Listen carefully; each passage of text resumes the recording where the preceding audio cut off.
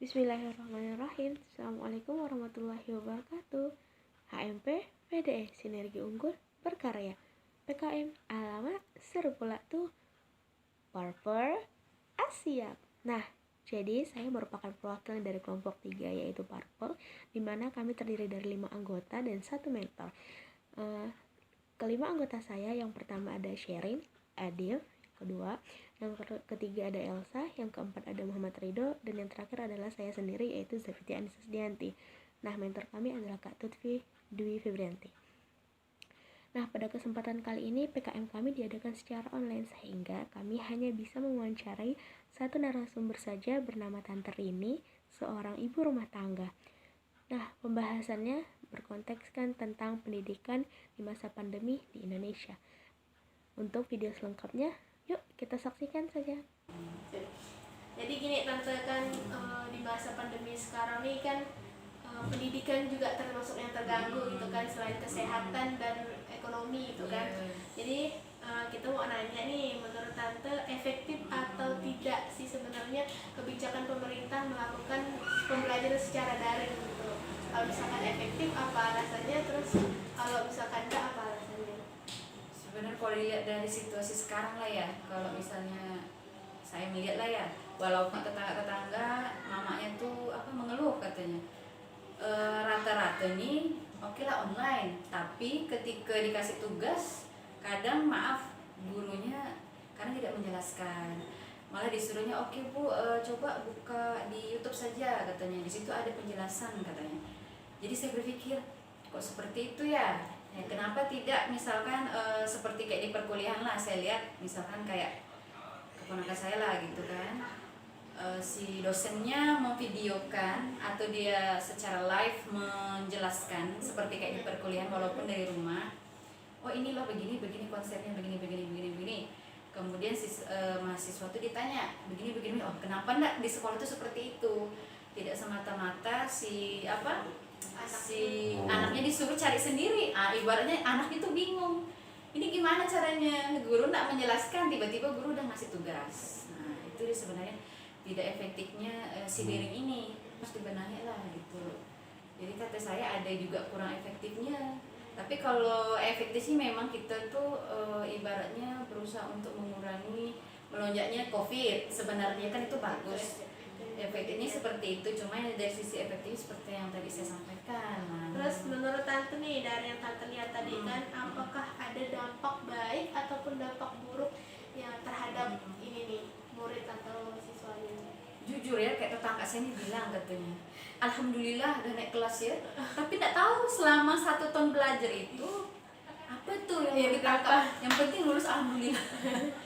Tinggal kata orang tuh, lah kopi-kopi tak dari mana isinya ini, maksudnya aku pun ngerti ya udahlah terserah. Sekali aja gitu. Iya. Cuma kalau dilihat lebih dampak baiknya lebih banyak dari sisi buruk, sisi buruknya sih yang sebenarnya.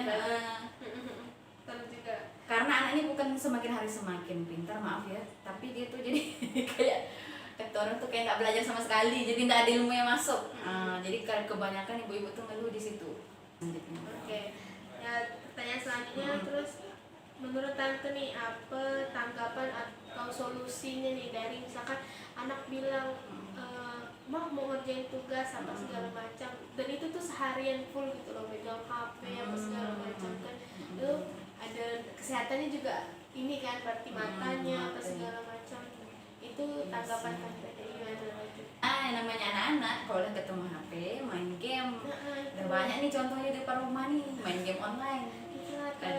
Jadi mamanya nih kadang maaf ya teriak-teriak, aduh katanya ini ada PR enggak nih katanya, oh nanti lo mah lagi sibuk nih, lagi seru nih ya katanya kan, belum mungkin nanti mamanya tuh ngerepek nengok mak ternyata ada tugas, coba aku lihat HP ya. Jadi mamanya yang bersibuk, maaf ya, mamanya yang bersibuk bukan dia. Tapi dengan kondisi kita yang di Indonesia sekarang nih minim, bisalah kita nih pandai-pandai sedikit lah menggunakan apa yang ada.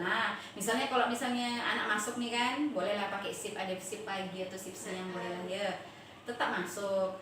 Jadi si bangku ini dikasih sekat-sekat, boleh pakai sekat nikah apa segala kan, dikasih sekat, anak tetap mengikuti protokol kesehatan, pakai masker, disediakan hand sanitizer ada untuk tempat cuci tangannya, Kalau enggak, siapkanlah setidaknya anggaran untuk satu sekolah, entah dua bilik yang untuk disemprot itu untuk disinfektan ya, boleh lah gitu, coba dianggarkan begitulah. Nah, pertanyaan selanjutnya, tante nih tipikal orang tua seperti apa? Orang tua yang apa ya, kayak kesehatan nomor satu. Jadi anak tuh kayak lebih baik di rumah karena sekolah tuh belum tentu memadai protokol kesehatannya, atau orang tua yang kayak emang ibu rumah karir gitu loh, kayak anak itu malah terbengkalai gitu loh kan, karena ibunya sibuk juga gitu, atau orang tua yang kayak oh terserah daring ayo sekolah gitu.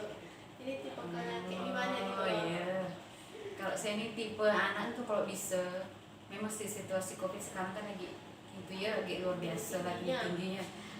Cuma itu kan tidak menutup kemungkinan untuk tidak anak itu sekolah. Nah, ibaratnya pemerintahnya harus benar-benar mencanangkan apa tadi yang saya sampaikan itu. Anak ini kalau bisa, kalaupun misalkan dia tak mau dimasukkan ke sekolah, nah dari sekolahnya sendiri itu harus memfasilitasi pertama gurunya dulu.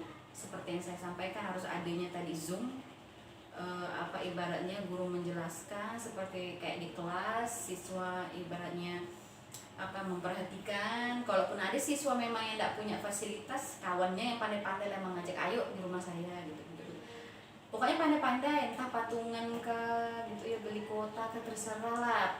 Namanya kita ini mau sekolah nih harus kreatif. Nah, kreatif. Dari kitanya. Kalau kita mau pandai itu ya gitulah ibaratnya kan. Nah, walaupun dipikir-pikir oh ini udah pas nih, bolehlah lanjut teruskan. Oh, ada sekali bolehlah tatap mata sekali. Nah, harapan tante ke depannya pendidikan yang pengen itu kayak gimana itu loh, kan masih ada covid ini, mungkin semoga ya cepat berlalu gitu kan. Nah, harapannya gimana pendidikan?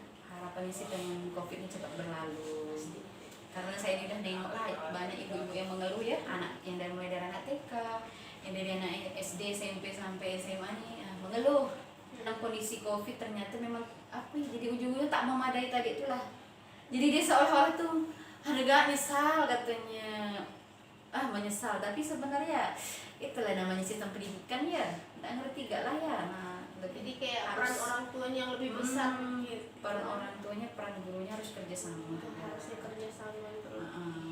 Kalau saya ini mengharapkan sistem pendidikan sekarang sebenarnya ya, yang sebelum-sebelumnya udah bagus sih saya lihat. Jangan gini lah, kita lihat di luar negeri ya, kadang tuh dengan kita bandingkan aja dengan Korea ya. Saya tuh ada pernah nonton di YouTube di Korea tuh gini, antara orang Korea orang Korea ini lahir di Indonesia, tapi dia lahir di Korea dua-duanya, tapi yang satunya besar di Indonesia, yang satunya besar di Korea. Dia ketika mengatakan orang orang Indonesia ini santai, happy, bahagia masa kecilnya tuh ya walaupun belajarnya tidak selalu serius, tapi sementara di Korea belajarnya serius, tapi dia kehilangan masa kecilnya, serunya hilang. Cuma saya lihat walaupun demikian itu tidak mengurangi kecerdasan anak Indonesia. Bahkan anak Indonesia tuh banyak yang sampai ke luar negeri tuh menang olimpiade ibaratnya gitu kan ya. Saya pikir harus seimbang lah. Pokoknya tidak kalah lah sebenarnya anak Indonesia tuh. Kalau anak Indonesia tuh otaknya diasah tuh. Tuh mantap lah. Maksud saya itu. Oke. Iya, begitulah. Mungkin sekian ya tante. Makasih waktunya. Maaf ganggu nih. Iya, enggak apa-apa, saya juga terima kasih. Nah, jadi gimana nih wawancara tadi? Itu sudah saya gabung bersama dengan pembahasannya, dan terkait waktu yang terlalu singkat sehingga kami membahas poin-poin inti saja. Semoga bermanfaat untuk semuanya. Terima kasih. Purple Asia. See you. Assalamualaikum warahmatullahi wabarakatuh.